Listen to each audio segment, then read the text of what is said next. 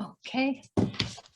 Hello, everyone, and thank you for organizing this. I'm very deeply touched by the care and attention that's gone into this, even though it's remarkably fast. I'm reading from Toronto. So we acknowledge that the land we are meeting on is traditional territory of many nations, including the Mississaugas of the Credit, the Anishinaabe, the Chippewa, the Haudenosaunee, the Wendat peoples, and now home to many diverse First Nations, Inuit, and Métis people. We acknowledge Toronto is covered by Treaty 13 and the Mississaugas of the Credit. I'm very slow at typing, so it's better just to read it. My poem was written actually for Banu to hear this from a previous conflict that struck me as really terrible out in the desert. And the name of the poem is Mana. We cry for bread and you give us stones. These are the words in the desert where the wind blows sand into everything. Walking in a long line under the blazing sun, mirages shimmer till we disappear, bent in the refracted light. Time has no significance here. Was there ever a roof over our heads, a home with tapestry and carpets from the wedding feast, and a new life started vibrant with hope? A mouth gritty with dust, cannot swallow, cannot speak, nor kiss, nor even pray. Can any kind of God hear these whispers and groans? We cry for bread, and you give us bombs. I have some other poems, but I think my time is up. Thank you, everyone. Thank you, Caroline. And it's, the line that I got from that was a mouth gritty with dust cannot kiss. That's the line that's going to stay with me from that one today. Tim, if we could share my screen, please, because David Brydges, who's up next, there's a visual component to that one.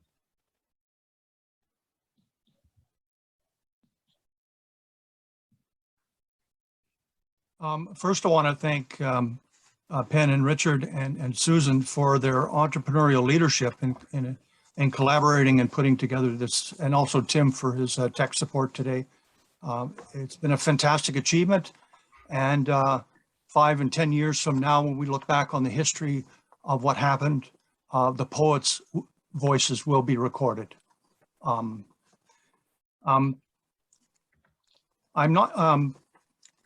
not going to give a land acknowledgement. I'm going to give something beyond a land acknowledgement. I'm working on a cultural amnesia reconciliation project with my Anishinaabe, Métis, and Algonquin friends to construct a plaque honoring how 2,000 years ago the Aboriginals mined and harvested silver and traded it with other peoples. The conventional history of my hometown in Cobalt is that silver was discovered in 1903. But so I'm going to help rewrite that. Thank you, Susan McCaslin, for sending along a painting that prompted this poem. And yeah, Richard, could you put that image up? Yeah, I've asked Tim for screen sharing. I'm just waiting on a response from Tim. Oh, there we go. Okay, we've got it. We've got it. Okay. This is the icon. Let's see here. Okay, let me see if I could just diminish this, because that's my email. You don't want to see my email. And this is the image.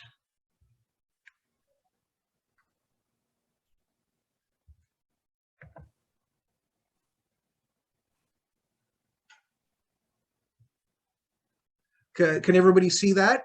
All we see is your email to, or my email to you. Oh, you still see the, oh, it says screen sharing is paused. No, we prefer the icon, please. Hang on, well, I've got the icon pulled up. How come it's, okay. I guess what you should do, you should unshare it and go to the next page and then share it again.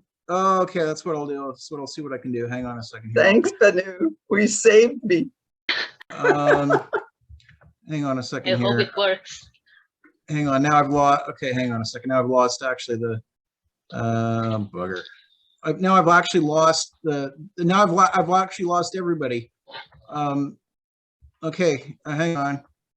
All I've got is now I've lost the thumbnails. Now let's just a second here. All right. This is rather annoying. We need the goddess with us. Yes, we do. There we go. New share. There we go. There she is.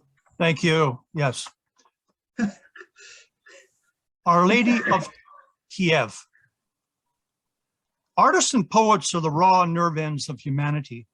By themselves, they can do a little to save humanity. Without them, there would be little worth saving.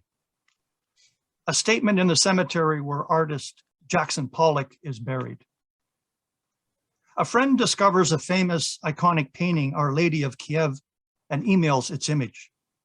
Originally made by a Byzantine artist around 900 years ago. Prince Mstislav commissioned the Virgin and Child for a church building near Kiev. Another Russian prince removed the icon to his northern city of Vladimir before he devastated Kiev. He installed a puppet political regime with his brother Gleb in charge. Does this historical narrative sound familiar? While history bitterly unfolds in modern Ukraine? Is this the first attack by the Russian nation on Ukraine? In the 13th century, this treasured Ukrainian art heritage was taken to Moscow's Tretyakov Museum. The face of the icon haunts me. Saddened, joyless heart eyes evoke such tenderness and humankind. The Slavic spirit is deeply embedded here. Its tragic defiance, fighting against foreign occupation, still nobly active. She knows painfully centuries of war's reality. Gazing into the darkened 21st century, sees babies like hers being bombed. I feel her tears of bloodshed, while the Holy One, innocently keen to become the world peacemaker, clings to no reality except his mother's warm neck, and her doubts he will ever fulfill his divine destiny. I want history to teach me, but it is only an imperfect mirror cracked to the core. I want to believe that the fairy door opens, says everything's okay, but it is silent. I don't read Chinese sage poetry, but worry wounds obstruct my concentration. I want to pray, but it's not enough. I want to do my yoga and pretend I'm at peace. I want this meditation cushion to be calm, but it is in flames. I want to praise my spirit guides for their wise clarity, but all I see is smoke and chaos. The world is burning, and I lend my little tears as the enormity of destruction burns my furious body. Our family of humanity is suffering because of one man's evil mind. Yet the world peacemaker ideal can't be killed by bullets or brutality. It's in our heart's heritage. 900 years of solitude, this icon of hope, waiting to be disarmed. So peace, once more, has a chance.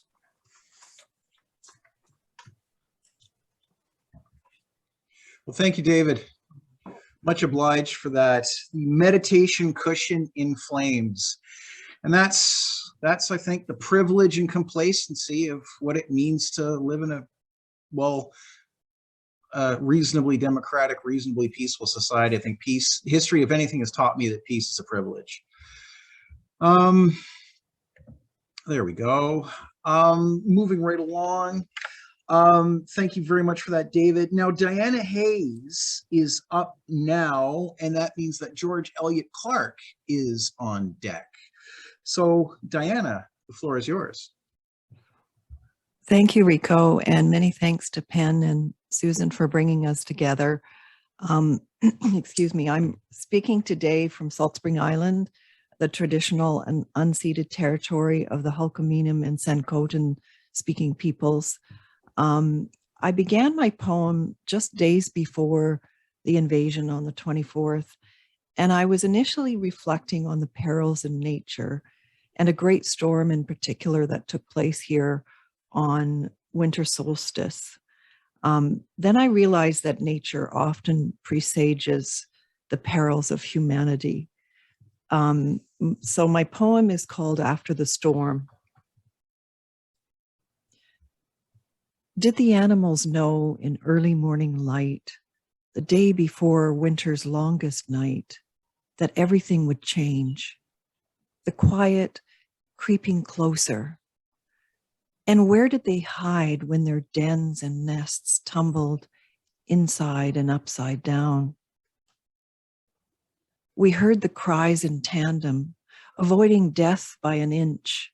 Century-old trees toppled, shredding the earth where we had just stood. Second growth wind throws, unprepared to brace against a rogue storm. Strangers to nor'westers, blowing in from a battle sky.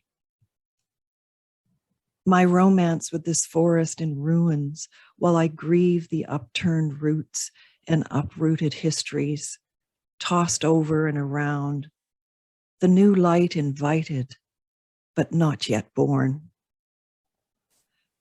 I walk old trails now between broken limbs and boughs, crisscrossed and tangled, the wind settling to a light breeze, memory dogging my steps along the verge of silence. Thank you.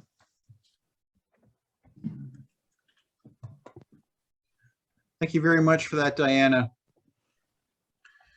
And then George Elliott Clarke is with us, and then Charlie Petch has arrived. And Charlie Petch was listed for a little earlier on in the thing. So Charlie, instead of just messaging you, I'll just ask you outright, would you be capable of going up after George Elliott Clarke? I sure would. It'd be an honor. Thank you. Okay, much. well, thanks very much, Charlie. So yes, so that means that George Elliott Clarke is up and Charlie will be after George. Thank you very much, Richard and Penn and Susan, for putting together today's celebration, actually, of the power of the human voice and the human heart against aggressive powers everywhere, whether they are from the West or the East or the North or the South, or from global positions. So my poem that I'd like to read, or I will read right now, is titled Aggression. And I will read it in memory of the Soviet poet Yevgeny Yevtushenko, and in the spirit of his great poem, Baba Yar. Aggression. This aggression will not stand. That's a quotation from President George H.W. Bush, August 1990. As usual, the leader of the free world fumbled the slideshow montage of Iraq's, Saddam's barbarism. His pointer flopped flaccid as he lectured us on the travertine tint cadavers gone Palestrine marshy, their lavad blood ruddying Kuwait's sand, an impious hue, yielding a sanguinary quagmire. A noun disturbingly conjuring Vietnam's napalmed peasants. Vietnam, that desperate presentience of Grenada, Panama, Somalia, Iraq 2.0 from 2003, Libya, all those lockstep Marines indoctrinated in misanthropy, misogyny, their rockets pouncing and mere babes pounded, mewling out of pus-overwhelmed mouths, now become crucibles of maggots, welcoming their ardent, brutal alchemy. The commander-in-chief affected the arrogance of stone, intelligence downgraded to belligerence, the logic of scum. Thus, his speech had all the integrity of rust. He was struggling desperately to forget the seafloor littered with Africans' bones, the gruesome trampling of Nicaragua, or his U.S. pact of blood, pacto de sangue, with Iraq, when Saddam's squadristi aided the Occident in striving to liquidate ex-ally Iran. Perhaps the Prez was choking on his own bile, or he was chortling at the slapstick cascading gag, casus belli, that was his ambassador's April endorsement of Iraq's August invasion of Kuwait, which the Russians, having just fled Afghanistan, justly condemned. Oh, thank you, George. Absolutely, George. The sanguinary quagmire of Rumsfeldistan. Well, Charlie, you are up, and I don't believe that Goran Simic is here, but I think Harold Rhenisch is. So we'll say that Harold Rhenisch will be up after you, Charlie. The floor is yours. And Charlie, you must defend the Cossacks. Yes, yes.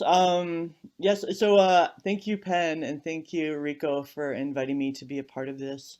I am in Toronto or Takaranto right now, the proper homelands of the Haudenosaunee, the Huron-Wendat, the Mississaugas of the New Credit, and the Anishinaabe people. My people are from, my mother's side is from the Ukraine. We are Cossack. Cossack is essentially a military race. They have, there's German Cossack, there's Russian Cossack, and there's Ukrainian Cossack. And so this is my poem honoring my ancestors. My grandma, my baba, came over from the Ukraine with my, we are Kozak, my family name, with my grandfather who is Polish and Jewish. So this is called Motherland. They come for the motherland, and my ancestors rise up. Cossack bloody border guards find their horses, their whips, their sabers, and ride.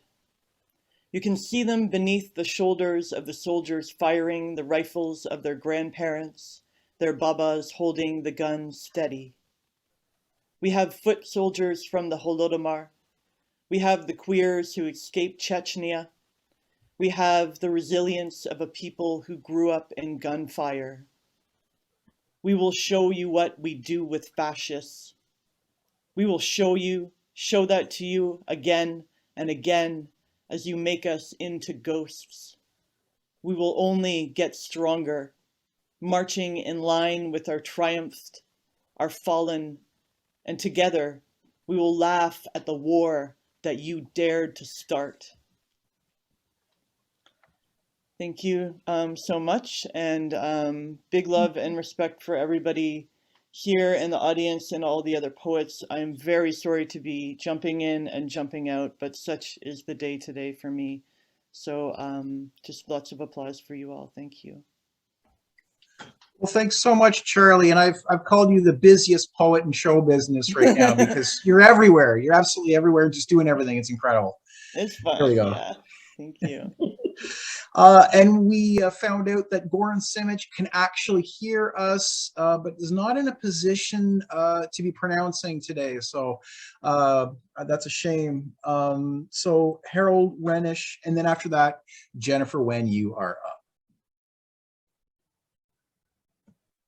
Hi, I'm speaking today from the traditional homeland of the Syilx people. This land gave my family shelter twice in 1929 and again in 1952, and it has given me voice. And I would like to read a poem today that from my book, Landings, Poems from Iceland, that is about the shelter of the earth and how it gives us voice. It is called Passage.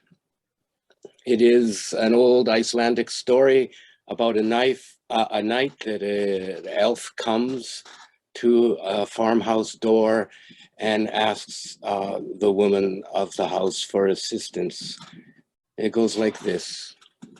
One night there is a knock on the door, and a man stands there from another world. His wife is in childbirth. Would your wife come to help her in her need? She will, of course.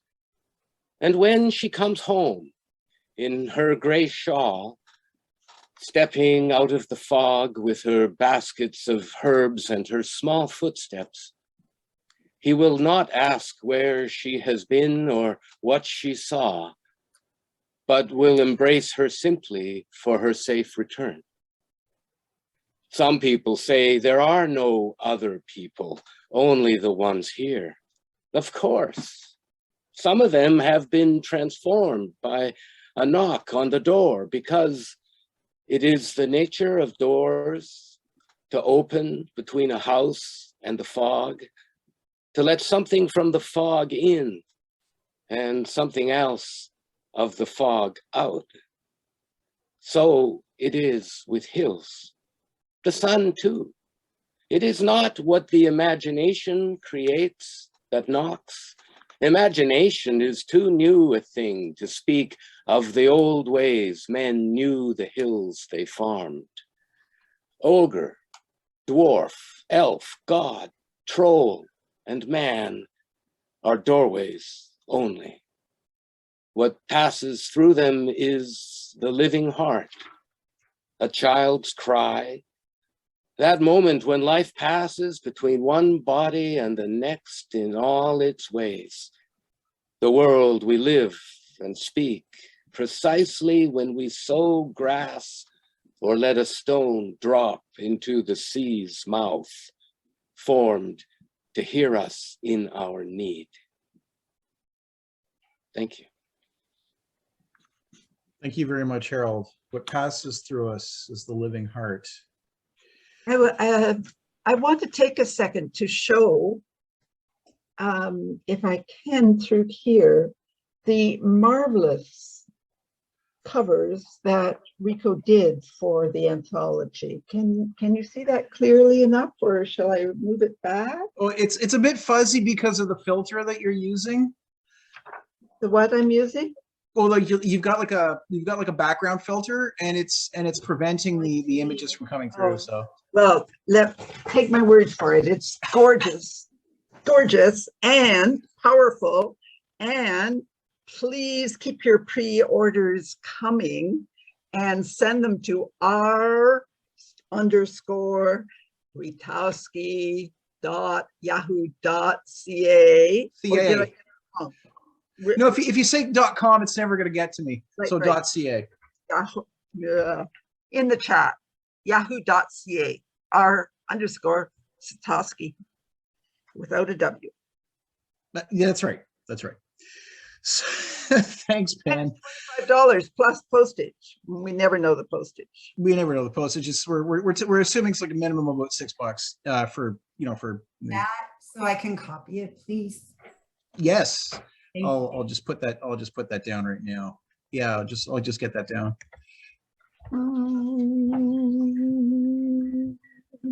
And I will plug it on my Instagram and my Facebook as well. Everywhere. Yes, thank you. Okay. We have enough pre-orders. Like we've had about 180 pre-orders, which is just phenomenal. And people also have been adding extra money for printing, for which I am deeply grateful. Really, we have enough pre-orders to pay for the first printing. Amazing. All right, so now it's Jennifer Wenn's turn, which means that Karl Jirgens will follow. Jennifer. Afternoon. I'm like Penn. I'm coming to you from the, excuse me, traditional territory of the Haudenosaunee, Ojibwe, Chippewa, and Assiniboine peoples, otherwise known as London, Ontario. And thanks so much to Penn and Rico for all the work they've put into this event and into the wonderful book. This piece is called Kaleidoscope for the Invasion of Ukraine, February 24th, 2022. And a warning for a tiny little bit of language. A murderous despot festers at one end of a ridiculously long table, his sycophants huddled at the other. Tanks grind and clank through the mist. Russian warship, go fuck yourself. An obliterated fuel depot shatters the night. Utter chaos at train platforms leading away from the shells, bombs, and missiles.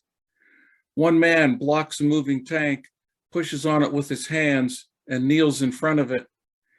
Families and pets jam into a subway station, become bomb shelter. An unexploded missile nose down through the pavement. The fight is here. I need ammunition, not a ride. A school with a gaping hole blown through the wall. Still smoking wrecked Russian vehicles, bodies splayed alongside on the road, and a teddy bear mascot from a distant home cowers in the dirt and debris. Young adults march in protest in Moscow despite assurance of arrest or beating or both. A flattened apartment block reduced to dust and rubble. A mother comforts her disabled daughter in a basement. Orphaned toddlers hole up with their caregivers in another basement. A Ukrainian man protests in front of Russian soldiers, a crack, he crumples. A grandmother armed with Googled instructions prepares Molotov cocktails in her backyard. A man climbs onto a moving Russian tank to defiantly wave a Ukrainian flag. A very elderly survivor of the siege of Leningrad protests in St. Petersburg with her homemade signs and is bundled off to jail. Ukrainian mothers pray for their combat-bound sons and knit camouflage netting. At a border railway station, a phalanx of baby strollers bestowed by Polish mothers awaits fleeing refugees. A mother and her two children run to cross a road. A missile streaks in and explodes. All three fall dead. A murderous despot festers at one end of a ridiculously long table, his sycophants huddled at the other. Thank you. Thank you.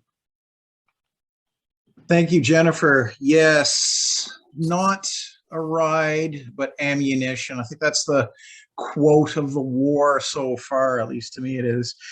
So it was a U.S. official, not that wasn't actually, that wasn't No, actually it was Volodymyr. Zelensky. I need ammunition, not a ride.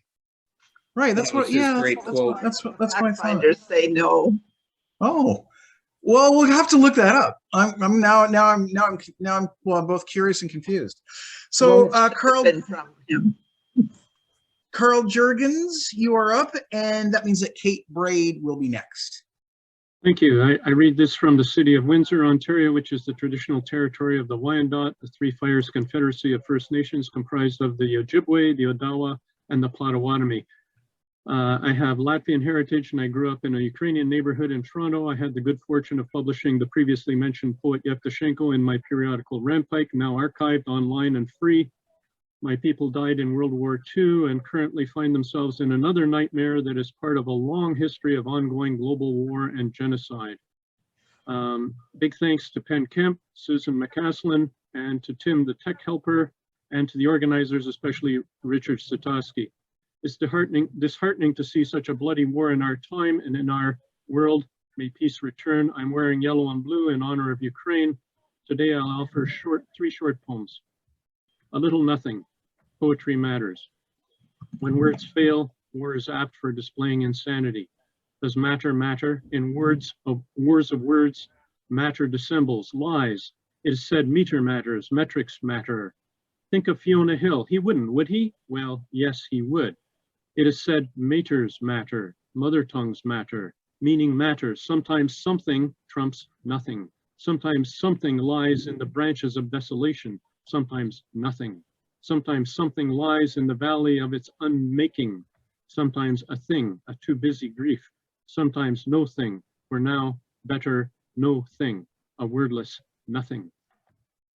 frailty. Desires and common wants slavishly follow our being, shadowing frailties within our frailties, echoing who, what we are, unnervingly making lucid parts unknown, confronting us with our own dread. Some seek to master such imagos, seek strength, beauty, truth, while clinging to what isn't there, what never was. Such unfastened desires, perhaps better to embrace frailty and adore each other for what we cannot be. Words, we speak words. Distant galaxies cannot hear our intonations. Distances mean little, kilometers or meters reduced to 6 feet, or perhaps a bit more. This metered time, how far apart are we now? We speak utter in measured meters. Our rhythms speak distances. We know the space between us is immeasurable, immediate. Thank you. Thank you. Yes, we're finding a lot of spaces between a lot of people immeasurable and immediate. Whatever we can do to break those things down. So Kate Braid is next, and then Katerina Fretwell is after. Kate.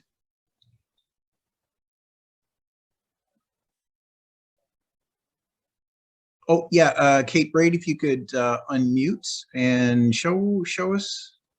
Oh. Can you hear me? There we go. Okay. Thanks. Thanks to all of you who've organized. I'm speaking from the unceded territories of the Lekwungen and Wasanich peoples of the Songhees and Esquimalt nations in the area now also known as Victoria. As you know, Penn and Susan got many of us thinking about the words of W.H. Auden. One of the things that kicked this off was they were got us thinking about Auden's comment that poetry makes nothing happen. Does poetry even matter in the face of violence or suffering? And my answer to that is that poetry makes nothing obvious, nothing earth-shaking happen at first. But it's a slow ignition that can light up your life later, on the right day, at the right time, right when you need it most. And I thank you all because right now I need it. My daughter-in-law is Ukrainian. She and the family are safe in France. Her mother just made it out. But this morning, her mom, Lilia, told me that the bombs are now falling on their small town, Pavlograd. So this poem is for all the Ukrainian people and their incredible courage, but especially for three that I particularly love, Alina, Zlata, and Lilia. What can any one person do? What? After guns and bombs and loss, what can we offer but our tears, our thoughts? Only words, mere flags, our small voices can wave at soldiers and tanks and grief and loss. And what else can we do from so far away with no weapons of our own, except the force of our love? You are not alone. Who said there's power in it? The survivors of other wars, other atrocities, that's who. Love has power. Say it. You are not alone. You are loved. You are not alone. You are loved. Thank you. Thank you, Kate. Love has power. Say it. So, oh, that means Katerina Fretwell is up, and after that, it will be Kim Fahner. First of all, I'd like to thank Rico, Penn, Susan, and Tim for this very crucial, essential project. And I'm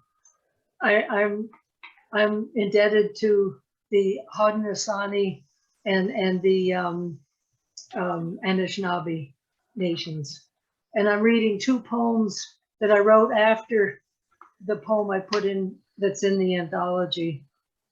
The dove of peace speaks out, but the dove found no rest for the sole of her foot. Genesis 8, verse 9. Over Ukraine, there's a no-fly zone. My tears can't erase the blood, drenching birthing beds, the infirm, non-fighters causing no harm. It's fearsome near Putin's crosshair eyes, fixing on the evil trinity, money, power, and empire that measure success in banknotes and brutality. I swoop onto Zelensky's shoulder, cooing, though no bombs answer Putin's, you are not alone. You dwell in allies' hearts. Even Russian soldiers sabotage their tanks. Soon, I hope, I'll fly freely over rubble rebuilt, peace fulfilled. Then the second poem, Oh, Our World. Ukrainians queue for non-existent toilet paper, milk, bread, and water, like we all did in early COVID, but our countries were spared Ukraine's despair. Uncontrollably apeshit for control, Putin denies bombing hospitals and health workers, plus elders, infirm, women, and children. In 2015 in Lithuania, we toured a building in Vilnius, preserved as a KGB stronghold, windows painted to hide the torture, jailing and informing kin on kin. The divisive legacy still lives, cementing in us versus them. That's as viral as COVID globally. Locked mindsets as moldy as prison cells. White braggarts as ironclad as Putin, and oligarchs, occupiers, and settlers, raising the rights of the first peoples. How do we learn to listen and relearn diplomacy, sharing our hearts and wallets? Thank you. Well, thank you very much, Katerina. Putin's crosshair eyes.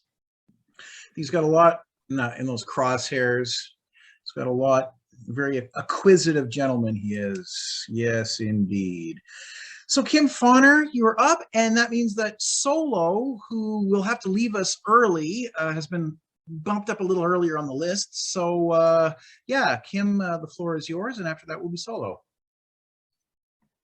Thank you so much. My poem is, I just found this, I write acrostically a lot, so I found a photo that spoke to me. This is called Seeking Refuge. Shadowed, they stand silhouetted in light that falls across the tiles of a train station floor. This big sister carries a smaller one, not complaining, not at all. Her hair wreathed out like a tired saint's burnished halo. This train blurs into another, trading lines, rails, platforms through days and nights. From Odessa to Zahoni, and then on to Budapest. Their mother carries two mismatched suitcases, a life stuffed into luggage that, until last week, stood still and forgotten in the front hall closet. The cat had to be left behind. Thanks. That is so succinct and eloquent, Kim. It's amazing. Thank you very much for that. Solo, you are now up, and that means that Lorri Neilsen Glenn will be next.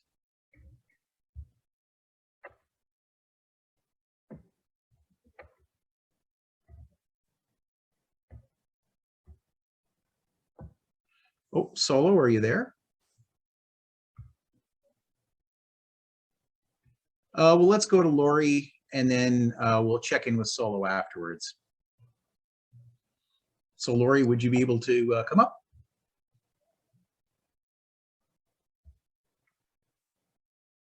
Thanks, Richard. I just had to find my unmute button.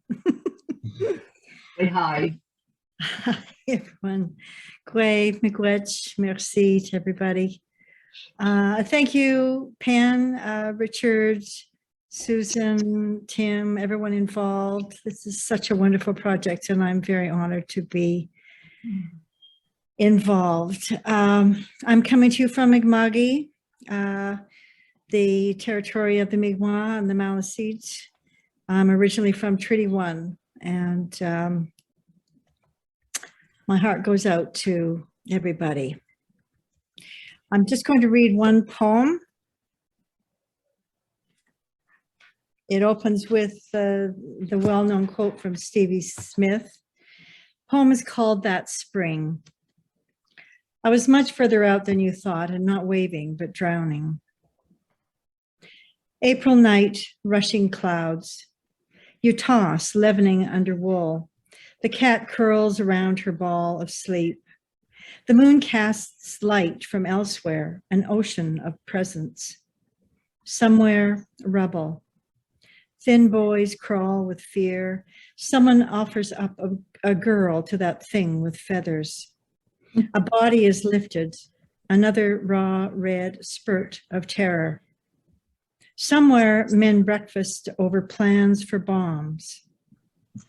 Another bone house, yours, drifts on fortune, craves only sleep, oblivious to undertow.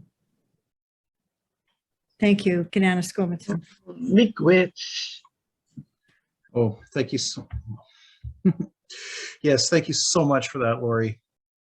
And now we'll check in with Solo, who there we go. Okay, Solo's unmuted now. Okay, I cannot hear Solo whatsoever. Solo is unmuted, but there's no sound. Solo is solo. Oh, okay, muted again. Okay, so I think Solo's telling us to move right along. Okay, sorry about that. Well, it's not Zoom unless something like this happens.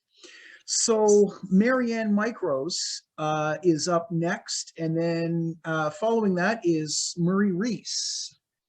So Marianne, if you could take the floor. Hello, thank you. I am in Guelph, Ontario, on the treaty lands and territory of the Mississaugas of the Credit. I felt especially close to people in Ukraine because my book of stories was translated into Ukrainian, and I've been in touch with these two amazing women, the translator and the publisher, and the translator is going to translate this poem into Ukrainian, which is wonderful. And it's called What If? My grandson asks, what if my mom was married to her last husband when I was born? Would he be my dad? What would I look like? What if my mom died? Where would I go? I too ask questions. What if I lived in Ukraine when the Russians invaded? What would I do? Would I leave? What would I take with me? Would there be time to pack a suitcase of clothes and toiletries and pills and photos? Or would I have to escape suddenly with just my purse and my passport? I would run out the door, hunker down between damaged buildings, jump over rubble and maybe bodies, suppress screams when lights flashed and bombs exploded. I would join the long line of women carrying crying babies and clutching the small hands of frightened children as they kissed their husbands, fathers, brothers, friends goodbye. I would stand there in the cold, a flimsy scarf covering my hair, my winter jacket hugging me, not tightly enough, as I waved goodbye to everything. What if my family was there with me? Maybe my grandson would say, what if we lived in Canada in a big house with 3 cats and no bombs? What if there was no war and this never happened? Would Mama be smiling? Would you be singing? Would we dance outdoors in the sun? I wonder if I would stay in my small house of bright colored ornaments and warm blankets, holding my cat as I watched out the window. What if bombs or rockets shattered my roof, my walls, my entire house? Would I run? Would I fight? Perhaps I would stand before the enemy soldiers, block their vehicles, yell out, "This is my home, go back." But what if I am in Canada, in my warm, well-lighted home, eating meatloaf and baked potato, a fantasy world where I cannot even imagine the buildings in ruins, the cries? What if my grandson holds tight to my hand and says, "It's time to go, Baba. What if this never happened? This always happens. This must not happen. What if? Thank you. Thanks very much, Marianne. There, but for the grace of insert preferred deity's name here, go we. Yeah. Yes. So that means that Murray is up, and after that, we're gonna try again with solo. We're gonna get this. We're gonna come to grips with this. We're gonna figure this out. So Murray, if you please. Okay, thank you very much, Richard. Thank you, Penn. Thank you, everyone who's been involved in this. I'm reading today from Salt Spring Island in the traditional and unceded homelands of the Coast Salish peoples. The last time I read this poem, well, the poem I'm going to read is Peril. Whoops. I'll see if I can check.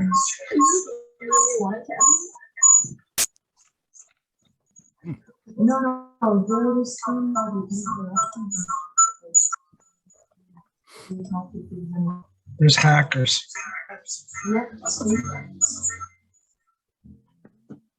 How come I heard myself? You're not on mute.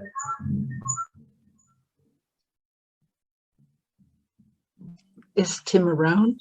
It sounds like Russell's got feedback, like Russell's unmuted himself and he's got feedback. So that's what it sounds like.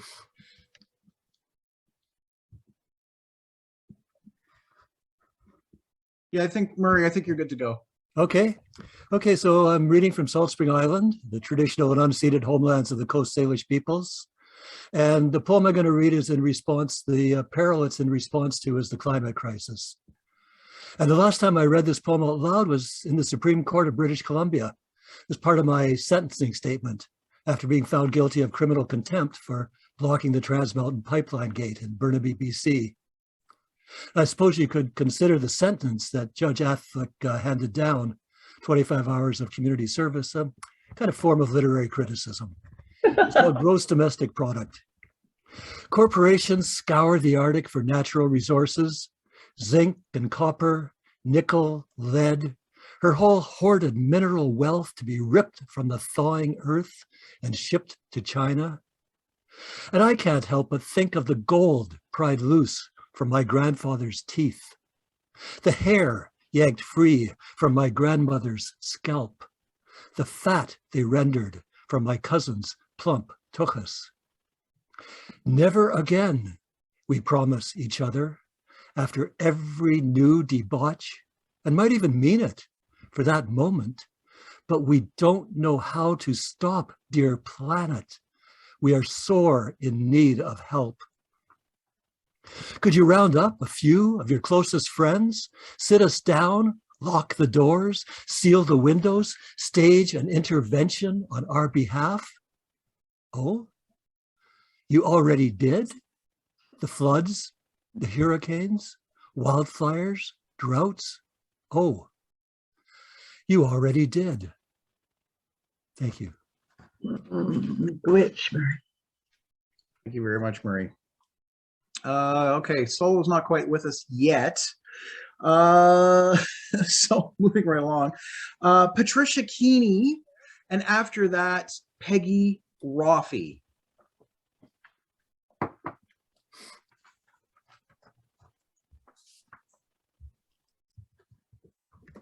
The pregnant pause.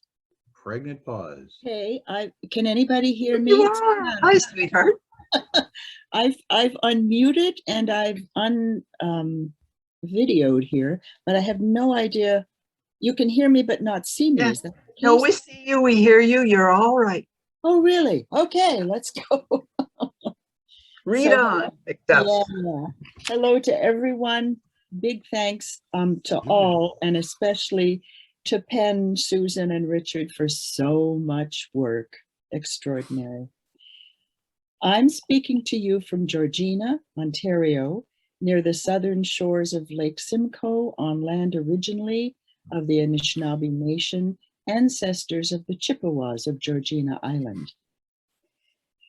The following poem from my book, Global Warnings, addresses the devastation of war and the ways in which we are all involved. It was not originally written about the current Russian-Ukrainian conflict, but both its message and its moment of hope continue to find cause. Sitting and cuddling and watching the war. Of minor transgressions, incursions, boundaries crossed, violence, borders marked in blood. Frameworks around blank canvas, hard frames possessing emptiness, asserting rights over nothing but the right to have rights.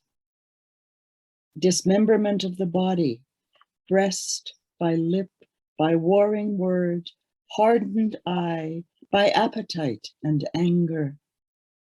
Of such aggressions I am too aware. Flayed from the skin that draws you, I flinch from every gaze. Absent too often, you seem complicit in the wars that rage around us. By our banked silence, you are accused. This rapt presence at the nullifying screen compromises us. Message and image conflict the truth. Watching is also participation. How do we separate information from the lunatic thrill of destructive event, from the deep selfish satisfaction that we are not they? History proves the appeasement wrong once, long ago. Have we learned nothing more about alternatives? There is still so much in the way of unnatural acts, too much forcing and shoving and shouting and excluding to achieve the dominant being. Turn off the screen and listen to words. Let us meet in the spaces between them and imagine. Thank you. Wonderful. Dan, could I please mute, my dear? Dan Ebbs, please. Yeah, I just noticed he just has. There we go. Great. And okay, so let's see here. Peggy Roffey. Right, that's right. And after Peggy, we'll have solo up again. We're determined to get this. We're determined to get this right. So after Peggy, solo. So Peggy, please take it away.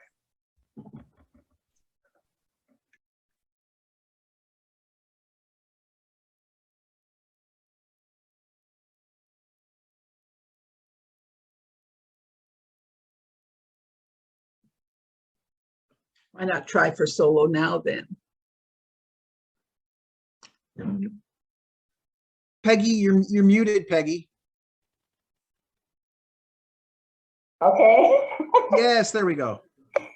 Again, thank you to Penn and Susan and Richard for your amazing facilitation and management of this enormous panel. Thank you to all those who've stayed the length of this, and for all the amazing various poets that I'm part of today. This poem is not in the anthology because I am a technophobe, as you might have known, and didn't understand the instructions, but I'll read it anyway. I am reading from the banks of the Eskunasepi that was first paddled by the Anishinaabe and Haudenosaunee and Arawandering. It's called, and it was written in January before Putin unleashed his madness. It's called Why Poetry? Why poetry or any art in this time of war and planet's peril? How can a mere scatter of words, bright strokes of a brush, or melodies loose to the wind stay this slaughter, one of the other, and the dying off of species we will never see again? Can we say, paint, sing our way out of catastrophe, Is there a word, an image, a tune that can stand against the violence that unhouses millions, or undo a way of life locked into an inexorable decreation of this one beauteous whirling blue orb? Can art itself crack the carapace of unthought comfort, sour cynicism, mute despair? Take the measure of evil, tell the truth of who, what, and where we are and what we have done? How can brush, voice, pen in our time celebrate what is beautiful, good, humane, and kind? How show us the way to mend our broken home? Auden, on the death of Yeats, bitterly laments in almost tuneless mourning that poetry makes nothing happen, but finds the faith to move on, makes bleakness blossom in measured blank verse until it blooms in healing rhyme, affirming art in a ferocious time.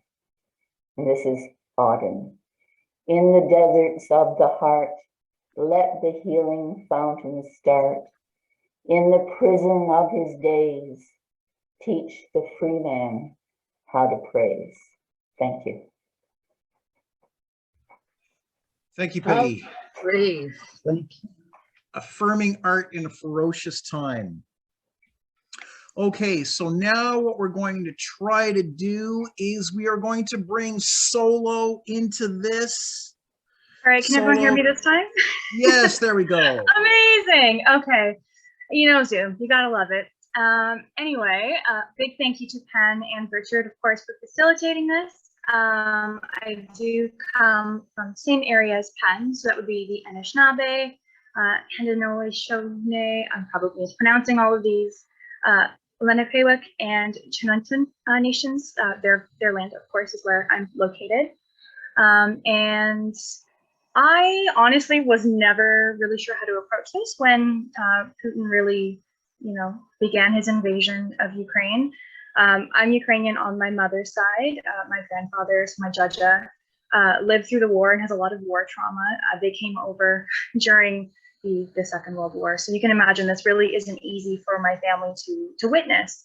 And one thing I found that really irritated me was, while of course it's lovely that everybody's giving such a response and they really want to help Ukraine. And of course, this is partially due to the fact that we're, white, European, or we're more privileged than other nations who've been in similar situations are. A lot of people, at least on social media, are kind of treating it almost as entertainment. So it's like the next Marvel movie.